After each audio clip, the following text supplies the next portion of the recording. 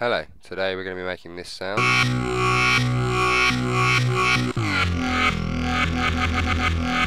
I've called it split freak, as in split frequencies, because as you'll see down here we've got three different filters, low, mid and high, and they're all they all have different effects on them. Okay, so to begin with, I hope this comes out quite clearly. I don't know how clear it'll look, but we'll give it a go. Three wavetable oscillators, 1, 2 and 3, all going into low pass filter here. We've got basic analog in the first one, PPG5 high harm in the second, and mixed waves 3 in the third. You can see this is set to octave 3, this one's set to octave 2, and this one's set to octave 2. KBD all the way up. They're slightly detuned, so try and copy those settings. The crossfade button's on all of them. Now, the most important thing about these oscillators is the position of the wavetable. This one's set to exactly 9 o'clock, this one's set to around sort of 10 o'clock, this one's set to around 11 o'clock. It's very important that you copy those as faithfully as you can. Drives about halfway up on the low pass filter, frequencies all the way up here, you know, not fully up but a little bit off, and resolution just a little bit up. Leave those alone. It's a low pass type 24, type 1. What else? Your LFO is tempo synced and it's this shape. KBD follows all the way down, no delay. There's a bit of chorus, copy those settings there if you can see them. If not, I'll remake the video anyway, so this won't go out. Filter envelope here is set to these positions. You can see where your amp envelope is set, both gate triggered. Look at your global envelope set like this. LFO2 is key synced and tempo synced with this rate, but actually I don't think I'm using LFO2 anyway, so I can turn that off. Yeah. Okay, so for your modulations, don't worry about the mod wheel, that's just something you can do if you like to use your mod wheel. LFO1 fully to oscillators position 1 and 2. LFO1 is also 41% on oscillator 3's position. That's it for your actual Thor. Yeah, that's it. Okay, so now let's get into some of the wiring. Don't be daunted by this, it's actually very easy to do.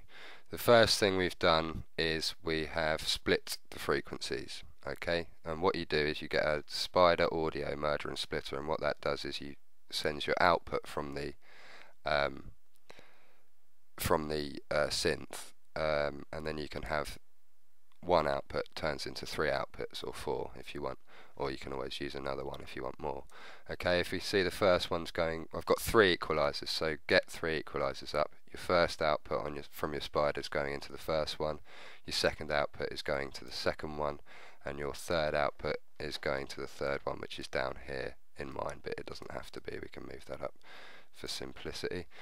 Okay, now the first one is your bass frequencies, so get your, it's this one, get your equalizer to look like this, so it's cutting out anything that's in the high and mids, basically, and then that output is going straight to this line mixer here, and it's not doing, there's no effects on it because you can't really put effects on bass. You can, but you know, it's not great to do that. Your second one is a band pass filter. Okay, that has got some effects on it. It's got a, I think the vocoder, so its output is going here into this unison, and the unison settings are there just to give it that little bit of extra voice. I've detuned it slightly. Okay, then gives it a bit more body, that really. Then this is outputted into this, which is a really great tool. If you switch it from vocoder to equalizer, you can create this mad sort of digital equalizer effect. Okay, the shift is slightly up, so do that, and your dry wet is very slightly down, it's to about 9. That's it for that one, because if you see now, the output from this goes directly to here, and it's just the vocoder there. Okay, your third one is a high pass filter. It's only allowing the high frequencies through. So look at these settings and copy them. It has a limited effect, which is this digital delay line. This is a really great effect to use. If it starts off there, but you don't want it there, because that's like an echo that's on you know, of the third beat or whatever. It's sort of triplet echo. You want it on here so you can control this and bring this right down to, I think it was on 49, wasn't it? But anyway, you can mess around with that.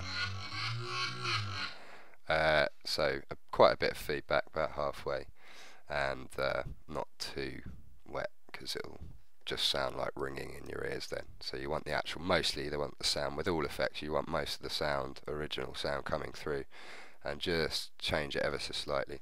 And then to bring all that together, I have outputted the line mixer to this compressor, and the settings of that compressor, you're going to have a very slightly different sound from mine anyway, I'm sure by now. So you need to do that yourself really, but they're my settings.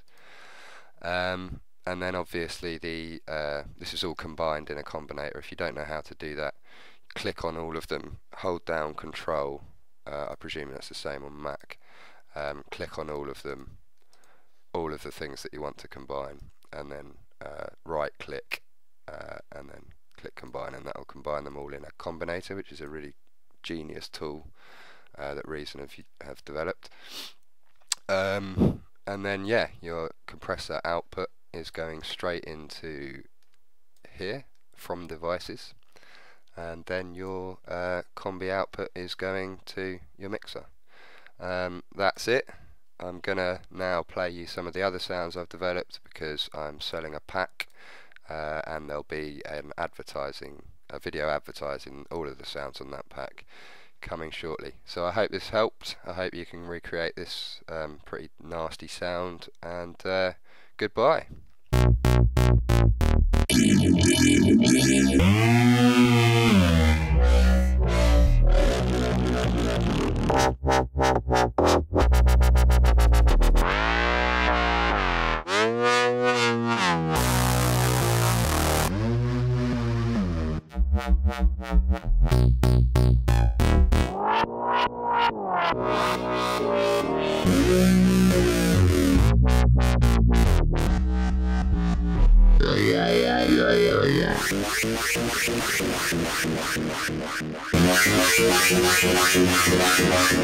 Yeah.